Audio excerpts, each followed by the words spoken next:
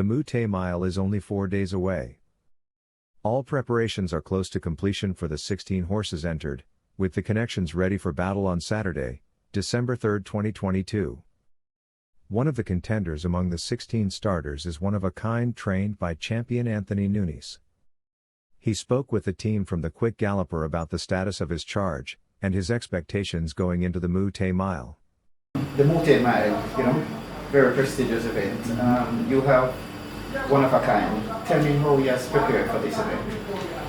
Well, not ideally. We were preparing him for the Jamaica Cup, and about a week before he had an allergic reaction to some vet work that was done on him the week before, and his 4 feet had swollen up.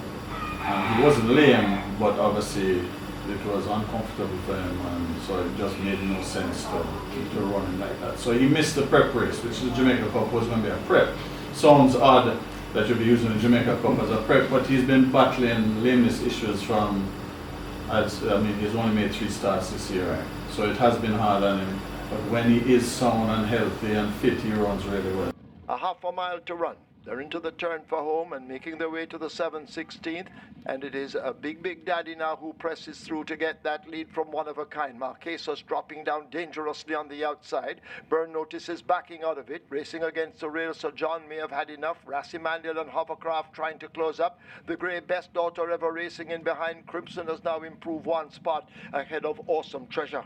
They're coming into the lane, a 1/4 mile to run, and Oneofakind now grabs a hold of Big Daddy, trying to fight back onto the left-hand stick. But Oneofakind now takes the lead from Big Daddy, left back in second. On the outside, Marquesas has a lot to find along with Rasimandel, but this Oneofakind is pouring it on. Inside the final 16th, it is Oneofakind who holds the advantage. Oneofakind is traveling very well and will win it. Oneofakind takes it over Big. He came out.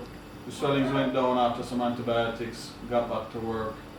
Worked fairly well last week. I think he needed it. He got up to 7 furlong work in 1:30, and comfortable though, and he pulled up nicely, and a little bit of blowing at the end of the work, which was expected, but I think he should move forward from it.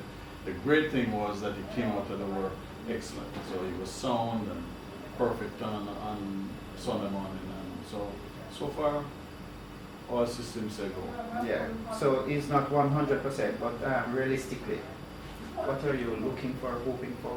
Well, realistically, for all of us in the race other than Atomica, is that she has an off day. She's super talented, and when you're going to destroy the likes of Jamaica Cup horses by 16 lengths, those are not claiming horses she's running against. She's running against some really nice horses. So, she, as I said, she will have to take a bad step out of the gate. She will have to get hindered like what happened to her in the Gold Cup type of deal. And I certainly don't hope for that. So, once she has a clean trip, yes, you have the Mahoganies and the Jordan Reigns and Runaway Algo and all those horses weren't in the Jamaica Cup, but I still think that we're all running for second, to be honest.